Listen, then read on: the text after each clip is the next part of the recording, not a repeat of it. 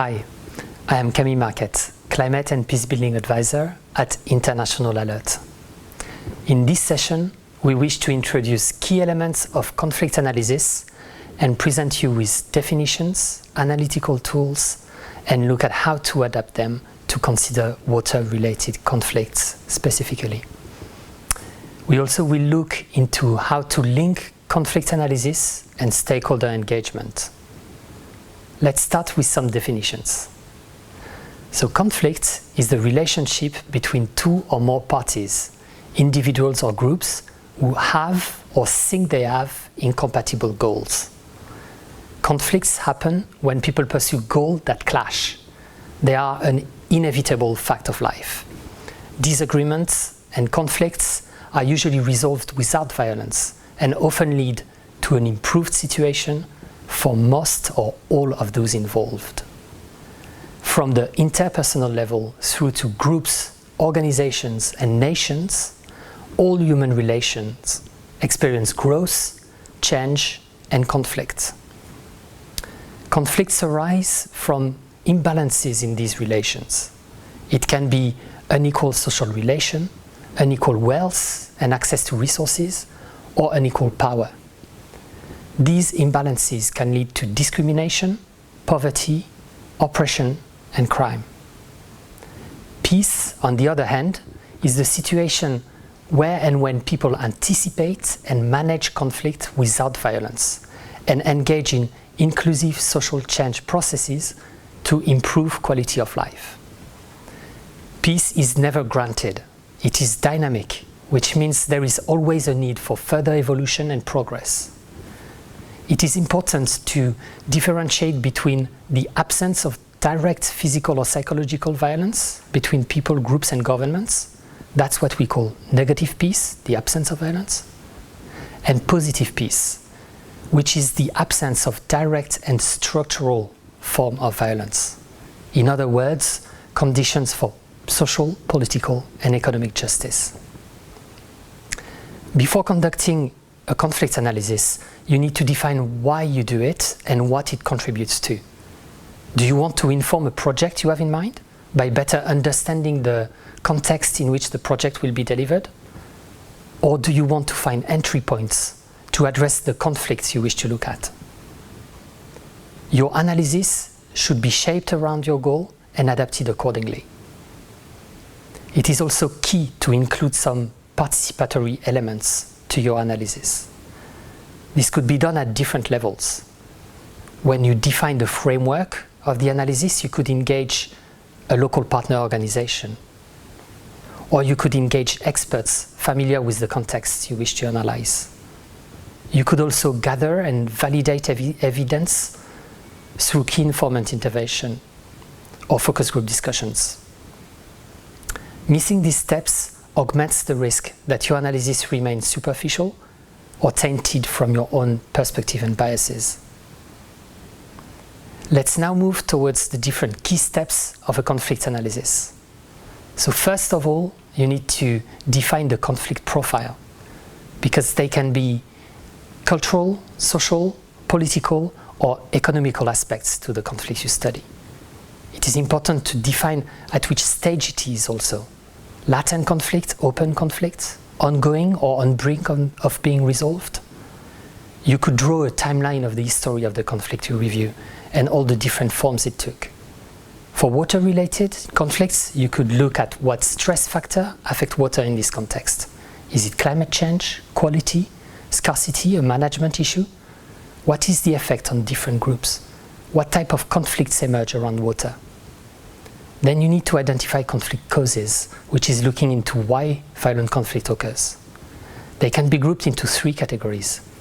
Structural causes, which is long-term factors underlying conflict.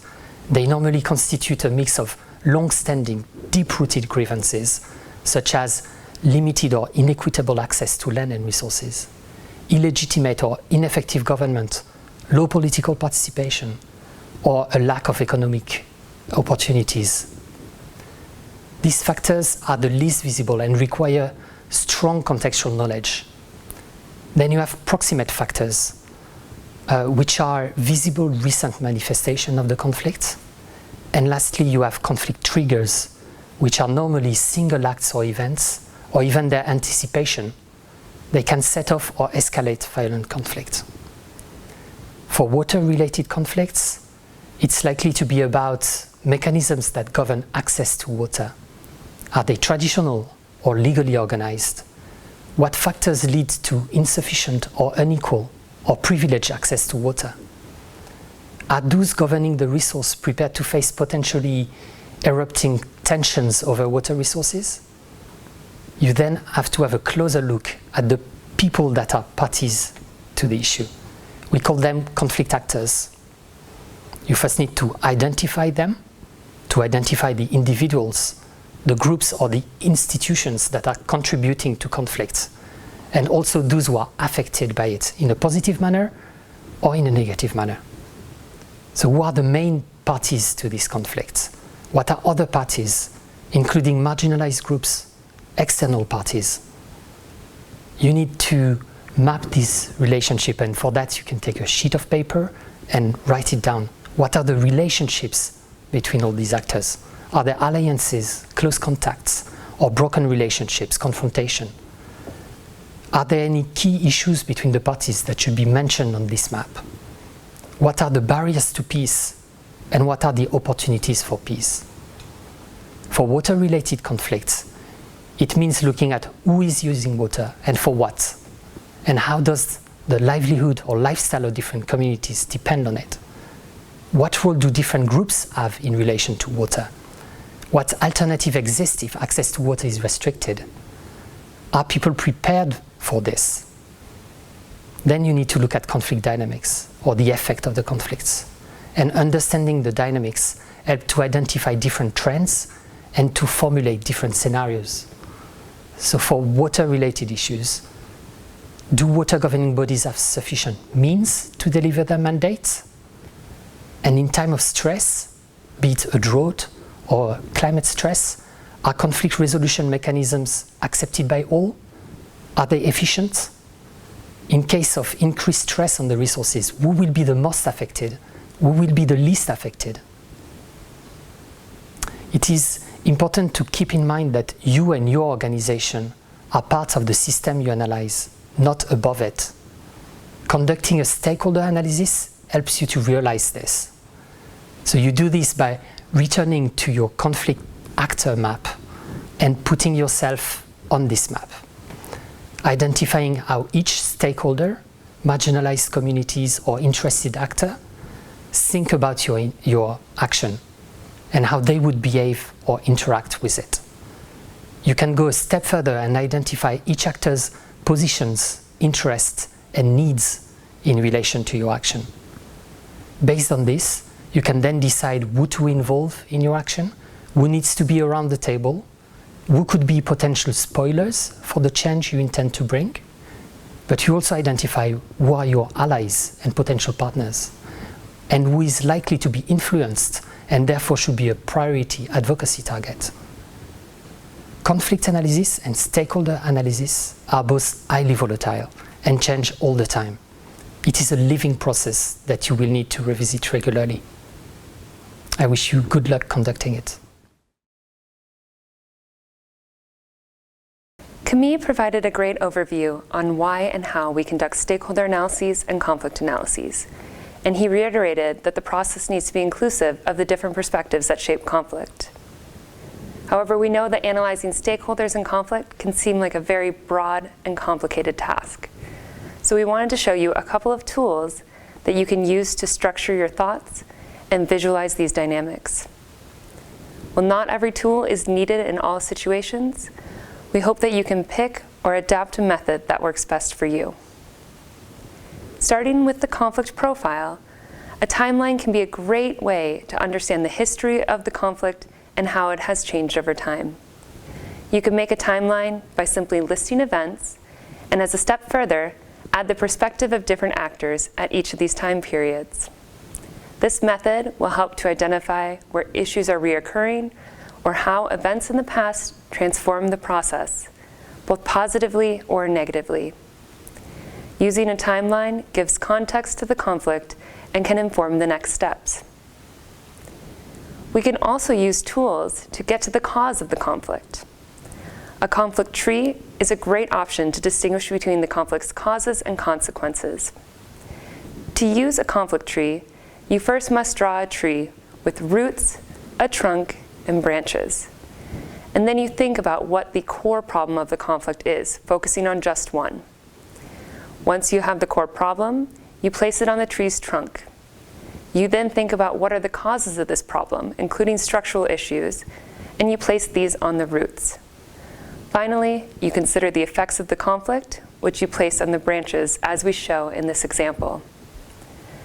The conflict tree can be made individually or within a group setting, and this tool helps us to get to the foundation of the problem to ensure that we're addressing the cause of the conflict and not its symptoms. Only one core problem can be addressed in a tree at one time, but multiple conflict trees can be used to evaluate the system as a whole. As Camille mentioned, it's also important to understand the conflict actors, or even more broadly, the stakeholders of a conflict who engage in or are affected by a conflict, both directly and indirectly. To do so, we use different tools for stakeholder analyses, but in each, it is important to ensure that all stakeholders are represented to both understand the different perspectives on a conflict and to ensure that all parties are visible so that they can be included in the next step of conflict resolution. The simplest method of stakeholder analysis is to map the positions of stakeholders. So basically, to identify if stakeholders support, oppose, or feel neutral about a given action or topic. Stakeholders can be distinguished based on if they are the primary actors who are directly impacted by a conflict, or if they are secondary and tertiary actors.